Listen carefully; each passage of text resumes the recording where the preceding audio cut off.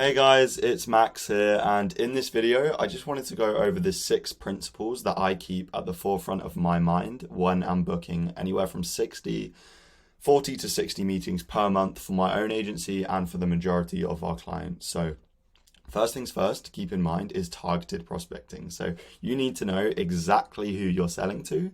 Otherwise, you're going to end up spending countless hours wasted speaking to unqualified people that may not even be in your niche on sales calls. So you need to research and identify their industry, location, company size, specific needs.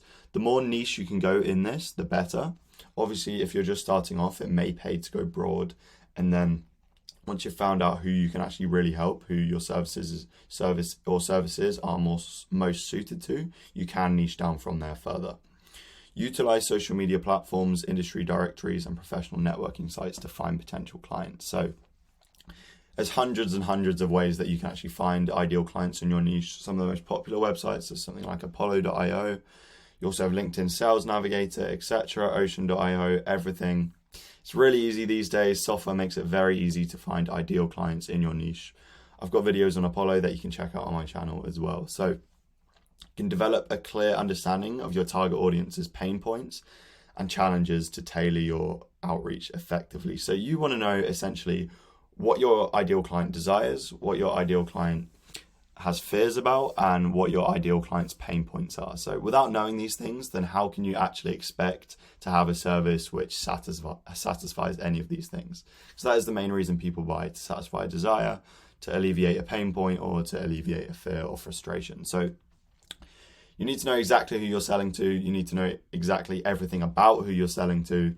Don't use this as an excuse to procrastinate on the next thing though, to procrastinate on actually reaching out and booking meetings, but this should be done with adequate time. The next thing is a compelling value proposition or a compelling offer.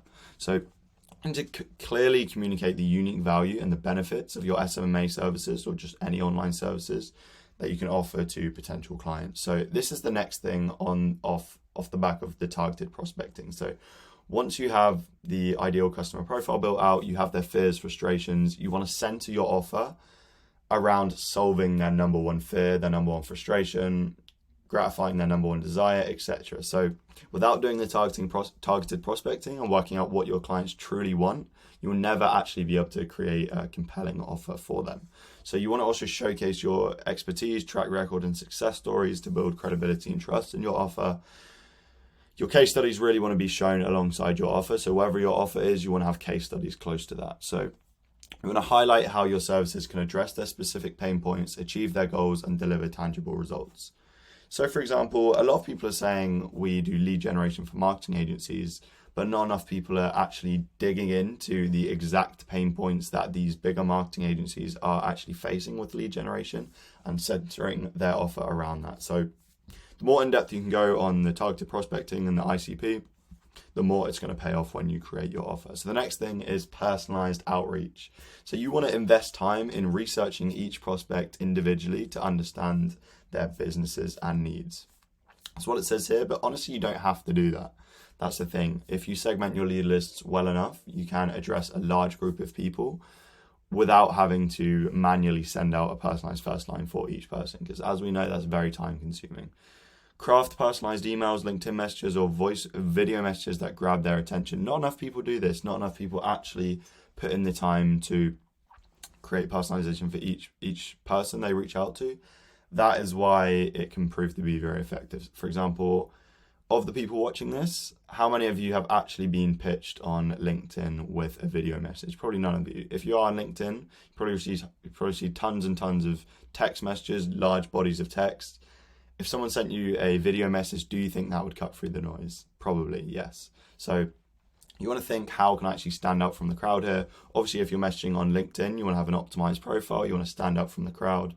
People aren't necessarily going to judge you entirely on what you're saying, but whereas who is actually saying it. So if you had one connection, no profile picture, no banner, no case studies, etc., and you had the best message in the world, probably wouldn't convert that well because people are obviously going to vet your profile beforehand. Whereas if you had an optimized profile, you had 100,000 followers, tons and tons of case studies, loads of likes, influence, and you just sent out a message saying hi, probably going to get a very high response rate no matter what you send. So It's really the importance in having an optimized profile and communicating your value effectively. So like I said here, you want to highlight in the outreach.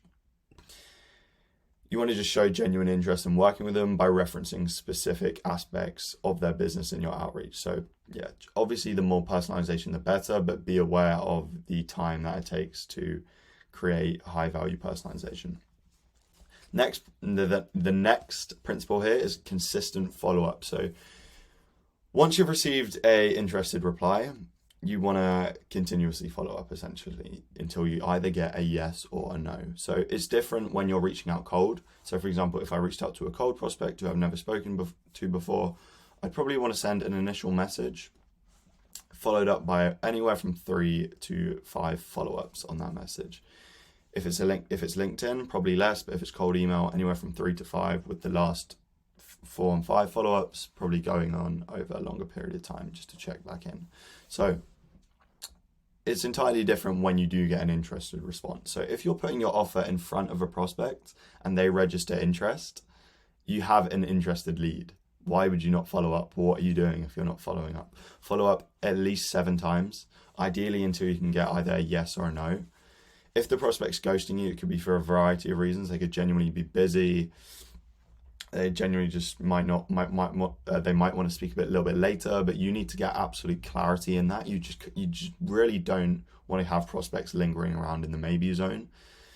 You want to have a definitive either yes or no, or if you can't get that, then follow up later if they ask you to follow up later. So you want to develop a systematic follow-up strategy to ensure your initial outreach doesn't go unnoticed. So you want to be tracking every single positive reply you have in a spreadsheet. And preferably you want to have similar templates that you use to follow up for every single prospect. That way you're not wasting time, you're not manually writing out follow-ups because that takes a load of time. Plan a sequence of follow-up messages that provide value, address objections, and remind prospects of the benefits of connecting with you. So when you are following up on these interested prospects or just cold prospects, you don't want to just be saying, hey, can we talk? Hey, did you see my first message? Hey, did you see it? Did you see it? Did you see it? It gets very, very repetitive and it makes them get actually quite annoyed with you. So you want to be thinking, how can I add more value to that first initial message? So you always want to be continuously adding to that first message and seeing what you can add essentially. But there is a time and a place for, hey, did you see my last message? That way it brings their attention back to your initial message. That shows everything about your offer and your service. So next one is social proof and testimonials. Obviously, if you've been in the service-based business space for a while, you know one good testimonial, which shows a client actually having that dream outcome that you've promised to them in that offer, changes everything for you. So if you have that, you want to showcase case studies, testimonials, success stories as much as possible. You want to be posting about that all the time. Get the people in your pipeline over the line just by showing the demonstration that you actually can deliver on what your offer says you can. So highlight key metrics and tangible results achieved for clients. Increased website traffic could be an example, lead generation or revenue growth. Obviously, revenue growth is the end goal for all of those. Leverage social proof to build trust and credibility by displaying industry recognition, certificates, or partnerships. So essentially, when you have the social proof, when you have a network of clients who are achieving great results, you really don't want to shut up about it. You want to continuously push it out, get people seeing it, get as many eyeballs on that as possible. And if you truly are alleviating a lot of pain from the client's perspective, then you're going to make a lot of money and you're going to get a lot of people interested. The sixth and final principle I want to talk about today is volume and scalability. So I recently put out a post on LinkedIn which essentially said it's so much easier to get twice the results with cold email by doubling your volume rather than just doubling your meeting booked rate. So for example, let's say I sent 100 emails a day and I had a 1% appointment booking rate.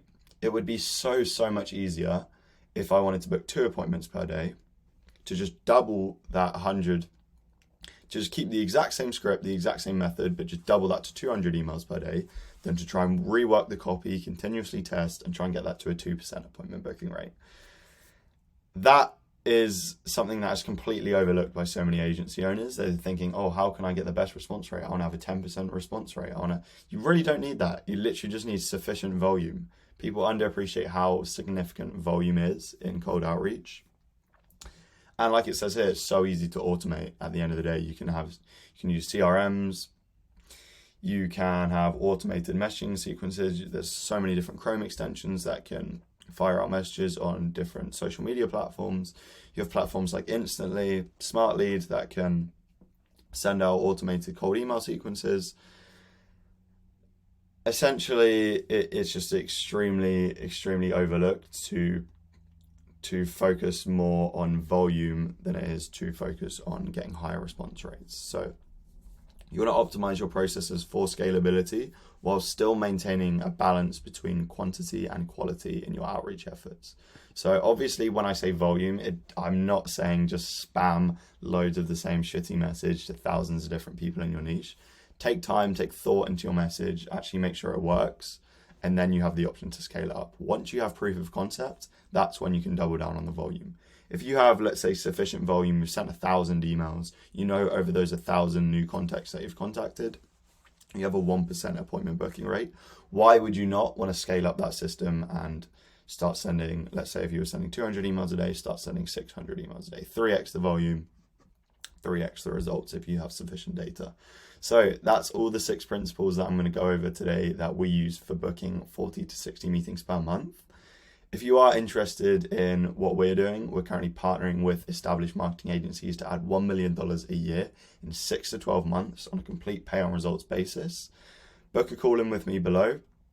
We'll go over the exact plan that you can take to add $1 million a year in 6 to 12 months. No strings attached. There's no pitch on the first call. Don't worry. But anyway, just let me know, book in a call, and we can speak if you're interested. But yeah, I appreciate it. Thank you if you've gotten to the end of this video, and I'll see you soon.